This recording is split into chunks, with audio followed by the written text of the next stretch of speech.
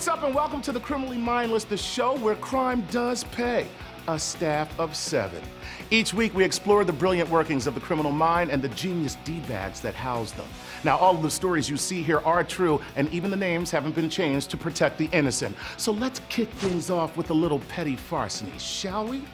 A Somali teenager brought to the U.S. to stand trial for piracy last month pleaded innocent to all charges. If convicted, he faces a life sentence in a U.S. maximum security prison, or as it's referred to in Somalia, the sweet life.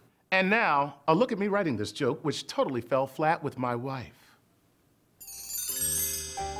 Or as they call it in Somalia, the sweet life. Huh?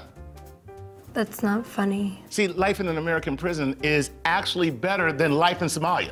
I get it, but it's a little ignorant and offensive, and it's not funny. Well, you try living in Somalia, bitch. How many times do I have to tell you? Stop telling me where I should live.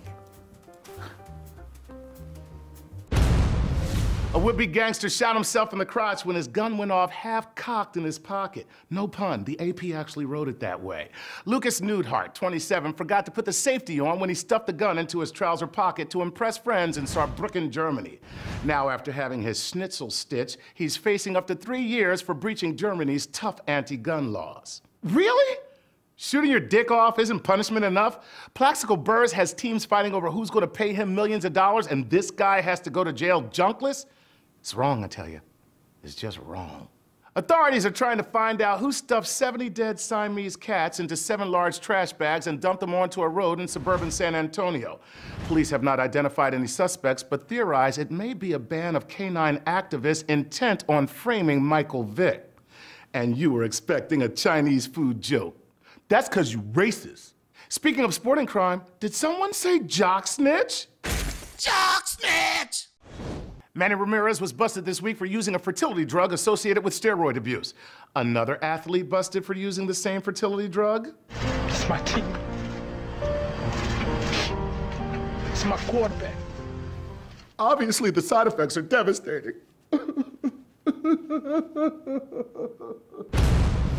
In the criminal justice system, sexually based offenses are considered especially heinous. This is considered a rape. A rape. I'm a man. I was raped by 4 guys holding me down. That was Michael Mineo, a man who was suing the NYPD for $220 million. Now, there's nothing funny about what allegedly happened to Mr. Mineo, so we won't mock. But what the hell is up with the NYPD? First Abner Louima, now this?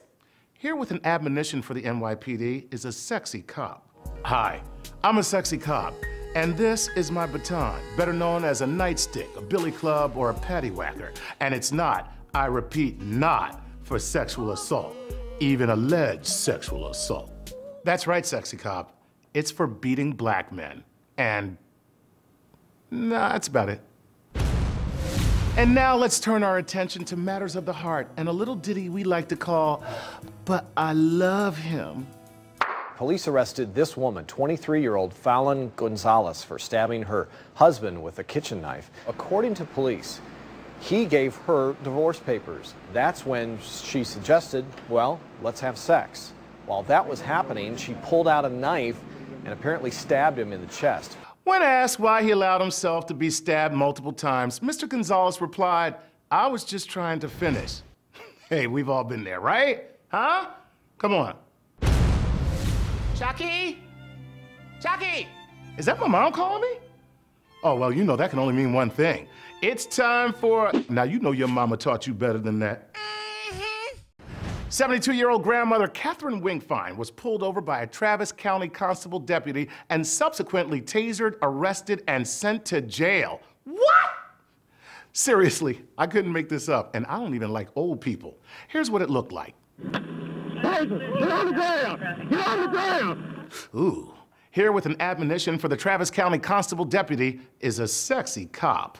Hi, I'm a sexy cop, and it's never okay to tase a 72-year-old grandmother. Just like it's never okay to shake a baby or show up to a gig without an ample supply of baby oil. That's how stars shine, baby. Now, you know your mama taught you better than that.